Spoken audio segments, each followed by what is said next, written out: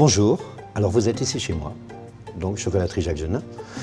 Un univers un peu, on va dire, coquin, câlin et surtout sensuel.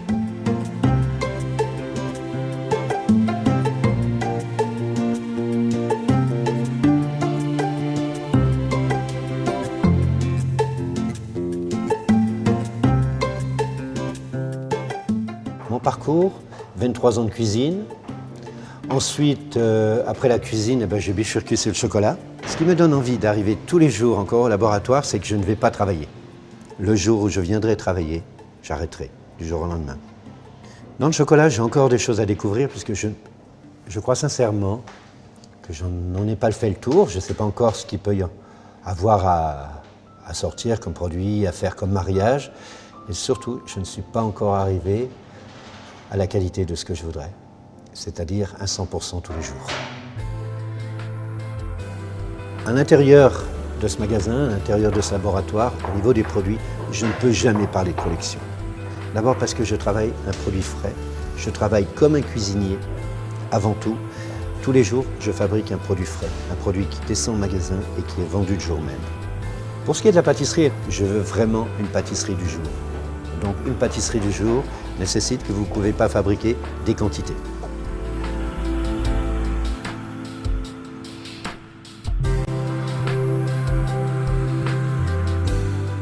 Vous avez une variété au niveau de la gamme du chocolat qui est entre 20 à 28 saveurs différentes. Vous avez au niveau des caramels jusqu'à 40 saveurs différentes en fonction effectivement de la fabrication journalière et pareil au niveau des pâtes de fruits. Les pâtes de fruits, aujourd'hui, on va beaucoup plus loin puisque nous commençons à lancer ce que j'appelle les pâtes de légumes. En fait, j'ai remplacé le fruit par le légume. Ça peut être aussi bien le navet, la courgette, le concombre, la tomate. En fait, c'est un autre univers encore. La réalisation de ce livre, c'était un moment magique. D'une part, parce que ça fait quelques années que je fais rentrer chez moi, donc au laboratoire, des dessinateurs donc de BD, et qui viennent et qui dessinent des BD en chocolat qu'il faut manger au public après, au fur et à mesure. Et l'un des directeurs donc de la maison où a été édité le livre, la maison Delcourt, m'a dit, écoute, est-ce que tu serais partant sur une BD sur le chocolat? Je lui ai dit, pourquoi pas? Oui, c'est une histoire qui me plairait assez, parce qu'on est quand même dans un monde de rêve. En tous les cas, on fait rêver quand même beaucoup de gens. La BD, pour moi, c'était une manière de rentrer dans notre métier, c'était une manière de le découvrir, mais tout en y amenant une petite, un côté enfantin.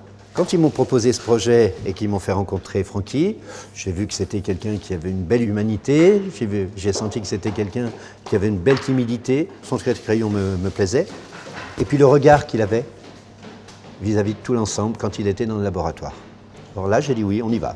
Ça m'amusait assez, d'autant plus qu'il a été quand même pendant un moment stagiaire. Francky ou pas, il a été traité de même manière qu'un de mes salariés là-haut, pareil. Et en même temps, il a vraiment fait ce qu'il fallait pour s'intégrer complètement dans ce monde-là.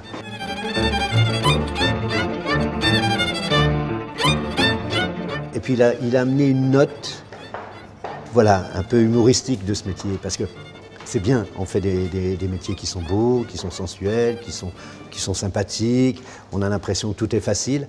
Lui, il a découvert l'autre décor, des métiers faciles. Il a découvert une rigueur, il a découvert aussi les cris, les grincements de dents, parce qu'il n'y a pas que des joies non plus. Il a découvert aussi des caractères qui sont complètement différents les uns des autres. Et aujourd'hui, pour lui, le chocolat, ça a une autre... Il a un autre regard et une autre sentimentalité.